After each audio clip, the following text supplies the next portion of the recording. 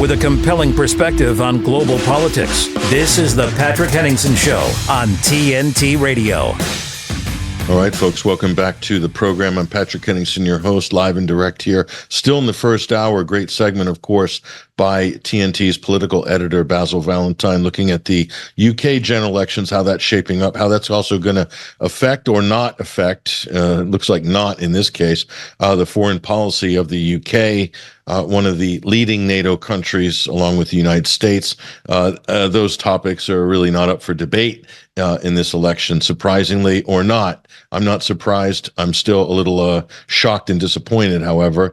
But the Middle East, of course, is one of those big issues, along with Ukraine. And right now in the Middle East, there are a lot of, I think, fundamental changes going on. And Israel is reaching a very critical point in how it's able to manage its military affairs. Some would say it's bitten off more than it can chew by trying to engage Hezbollah in South Lebanon, opening up a new front. Effectively, certainly that's what it looks like we're seeing right now. It's taking shape along the northern occupied Palestinian territories. I want to bring on to the call right now a good analyst, also an activist from Sweden. Malcolm Kyeunye is joining us on the live link right now to discuss this topic. Malcolm, thank you for joining us on TNT. Thank you for having me. Now, Malcolm, this is quite an interesting development. It's been a long haul for the Israelis. They haven't seemed to get a military result in Gaza. They're still struggling. They're taking heavy casualties as well. And now Netanyahu looks like he wants to open up a northern front in this conflict, trying to engage Hezbollah. What are we exactly looking at here? And if you can get into the mind of the Israeli leadership and what they're thinking, or what they might be sort of moving their chess pieces into position for. But go ahead. Well, the thing about Israel is that it essentially, as a state that's sort of dependent on retaining this aura of overmatch, of being able to escalate more than anyone else, and having this sort of military superiority. Like, that was not just militarily useful, it's also the thing that sort of keeps the state together. Because, and there's a lot of sort of controversy about this, but Israel is a state that is a settler colonial state. And I don't mean this as a pejorative. I just mean that few states, like my own native Sweden, retain sort of the language of settlers. They don't have a ministry for building settlements or, you know, evicting the Sami people and sort of settling the north or whatever. And so in order to keep the sort of settler dynamic going, you naturally, and this is not limited to Israel, but you naturally have to think that you are not going to be overpowered by the natives, because then the settler project kind of collapses. And so to realize why Israel has this sort of is backed into a corner with regards to Hezbollah, you have to realize that they evacuated something more than 100,000 people from the north of Israel, from towns like Kyeunye and others. And now most of those settlers are refusing to return. Some have basically said they'll never return to the north. Some have left Israel entirely because they don't believe the country has a future. But in order to stop the bleeding, Israel has to demonstrate that they can overpower Hezbollah militarily. And if they don't, you are going to have a massive political crisis on your hands. But what one should add here is that actually trying to invade Lebanon is really a dubious proposition, to understate things at the current time. Because unlike Hamas, Hezbollah has, by most estimates, something like 2.5 times the active soldiers. And also, they have a pretty viable sort of logistical link to Syria and through Syria to Iraq. So they could essentially get maybe 100,000 more ringers, so people signing up as volunteers to fight. And they have prepared terrain. They have these tunnels that they've spent 20 years carving out of the side of these mountains that make them completely immune to air power while they're in the tunnels. And so you would be driving into prepared terrain that has been prepared in some cases for a quarter of a century with heavy excavation equipment. And you would do so while also fighting, on potentially 3 or 4 fronts. So Gaza, the West Bank, and versus Egypt, because that situation is not stable either. And you would do so while, your army was already kind of exhausted. And Hezbollah has spent 7 months now, more or less, picking holes in the air defense system and the surveillance system of Israel. So it's a really terrible situation. But again, it's kind of rational for the Israelis to try to roll the dice here, because they really have no other choice. Like, their national survival here is at stake. It's amazing. So, for the domestic Israeli audience, is it a case that they're just desperate to regain the confidence of Israelis? Because, as you said at the beginning, Malcolm, the whole, Israeli settler project is predicated on this idea that, anybody can come to Israel and they'll be protected by the IDF, who is all-seeing, all-knowing, and omnipotent as a military force with no peers in the region. That's the basic sales pitch of the Israeli dream, like the American dream or whatever. The settler dream is that you will be protected. It's the safest place on earth for Jews to emigrate. But what you're saying there, especially in the last 7 months, nothing could be further from the truth. So is this just kind of a head fake, as they say in basketball, or a move for the domestic audience? Because everything you've just said doesn't make sense militarily at all from an Israeli point of view. Go ahead. Well, I mean, that's kind of the problem, that sure, a lot of things at this point are just kind of these exercises in extend and pretend. So, for example, it's kind of commonly known at this point that the Israelis have really no plan for dealing with Hamas in Gaza. But what they do instead of having a plan is that they keep bombing from the air. And Gaza, as everyone knows, is very densely populated. So they can at least sort of rack up the kill counts here, even if most of these people are civilians. And they can sort of punish the civilian population for every sort of ambush and like every sort of casualty scenario that the Hamas inflicts on the IDF. This is not really possible against Hezbollah because the terrain in northern Israel and southern Lebanon is quite hilly and it's sparsely populated. So you would actually not be bombing a lot of Lebanese civilians as collateral damage. You would actually have to sort of queue up a mission specifically to target civilians.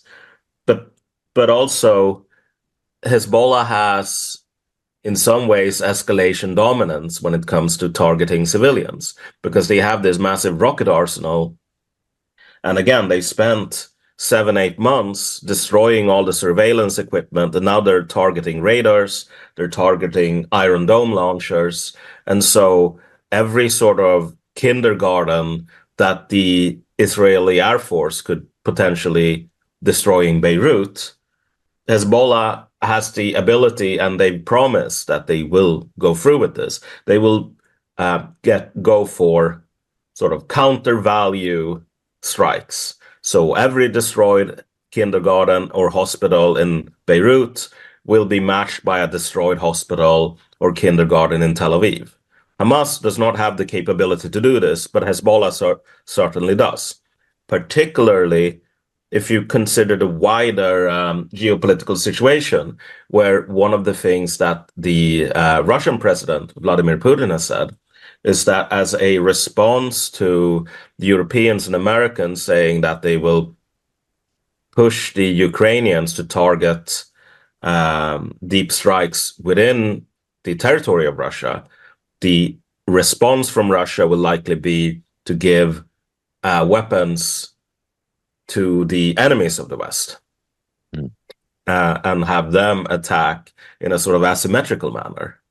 Well, in that situation, there's just a lot of potential for really, really like the Israelis are playing an incredibly high stakes game, because the moment there's a serious sort of rocket attack blowing up like the military headquarters or a hospital or something in Tel Aviv, and not these Hamas, I can't remember their exact name, but like the Hamas rockets have an explosive warhead of 10 pounds, maybe 20 pounds for the larger ones. We're talking about warheads in the Hezbollah arsenal with a yield of something like, I don't know, several hundred pounds at least, which is obviously a massive difference. But the moment there's an attack of this nature, like this illusion of safety, even in central Israel, is going to shatter. So they're trying, there's been like a lot of these red lines. Initially, the Israelis said either Hezbollah withdraws north of the river Litani in Lebanon before, I think, like the 20th of January. Elsewise, there would be a war and the IDF would, level all of Beirut and inflict massive suffering upon the Lebanese people for their sins. And then that deadline got pushed into March, and then April, and then May. And the Israelis don't even talk about deadlines anymore. Because again, like, it would be a nightmare to try to invade. But the current situation that they're in is also completely unsustainable.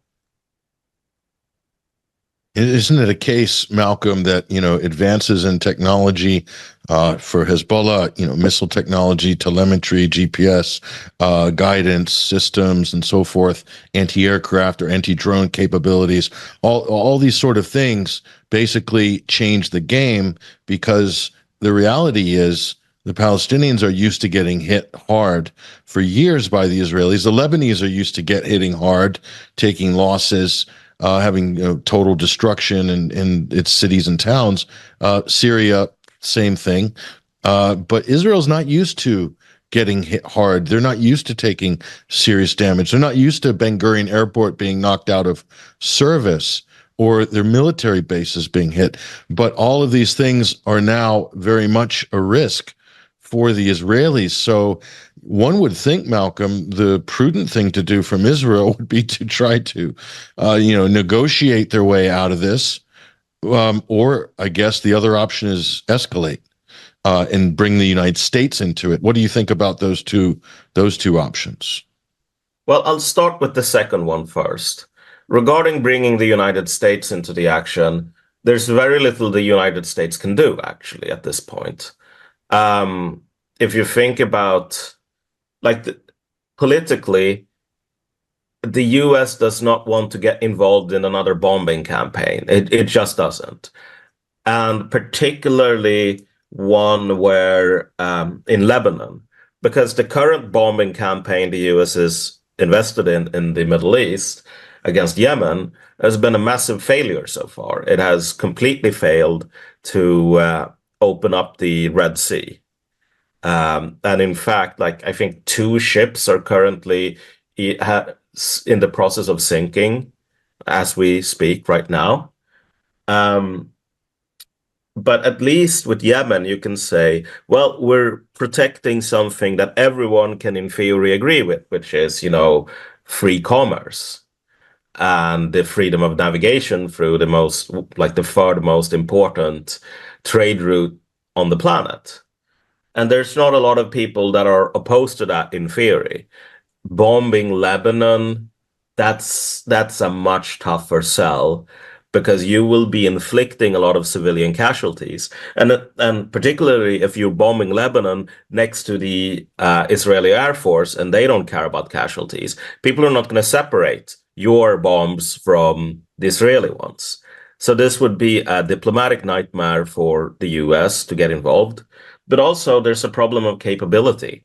The US cannot use any sort of Muslim country to do this because these Muslim countries could not allow that without massive domestic instability. And frankly, like the juice isn't worth the squeeze for any of them. There is an air base on Cyprus, actually two of them, held by the British, but that's also, it's a massive headache to try. And on top of that, the US military, like it doesn't have it's overstretched. It's massively overstretched. The carrier, the Eisenhower that's on station in the region, has been there or has been on active deployment for almost a year now.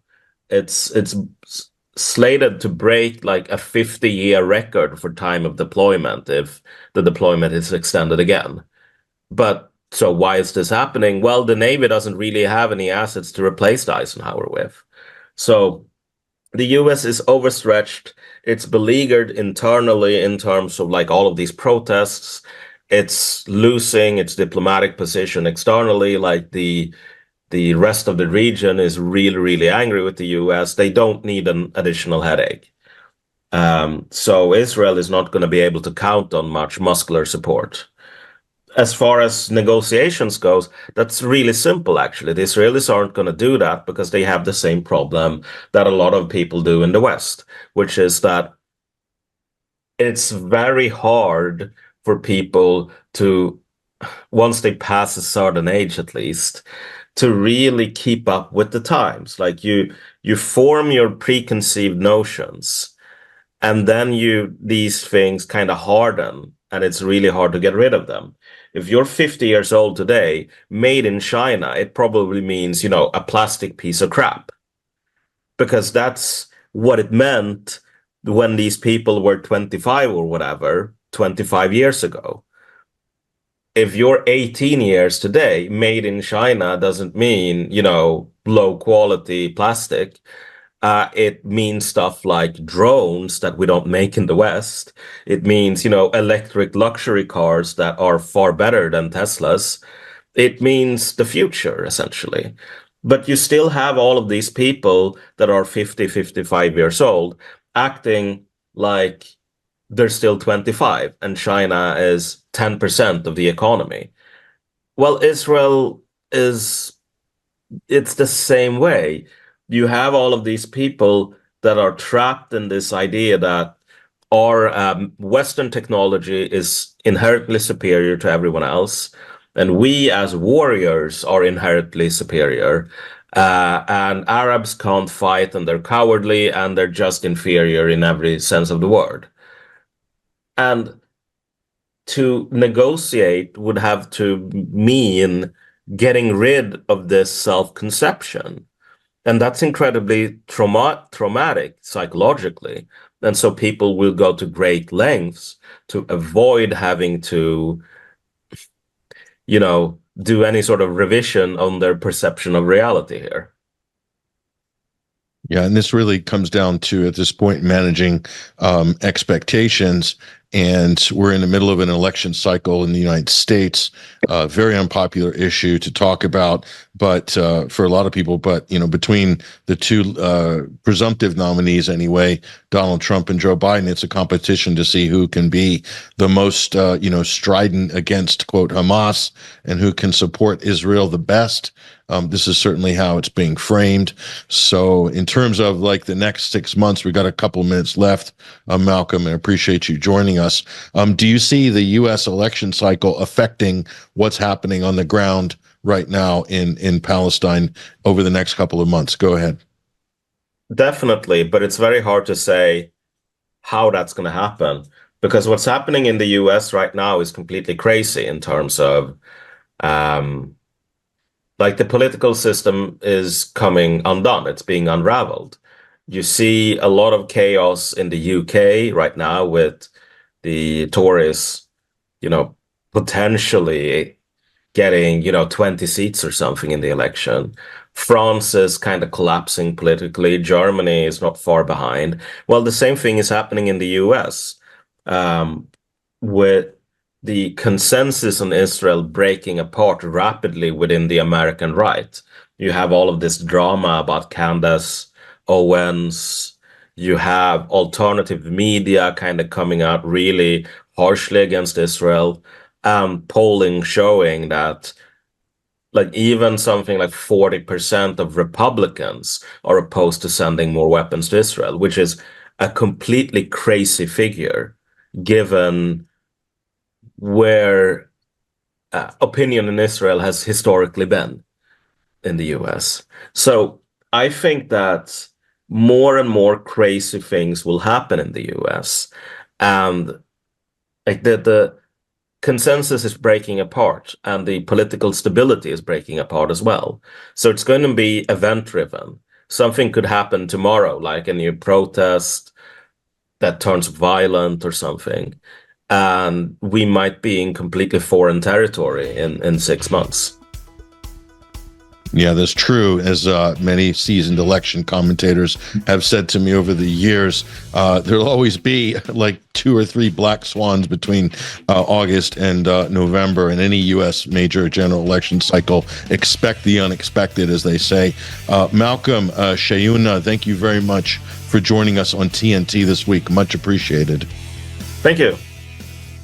There he goes, ladies and gentlemen. And Malcolm, great analyst. We hope to talk to him again in future. Top of the hour news headlines coming up, though. And when we come back, we're going to connect with another great guest, Sarah Wilkinson, on the other side to talk about the Middle East and beyond. Also, the Freedom Flotilla update, all this and more coming up. Stay with us. We'll be right back.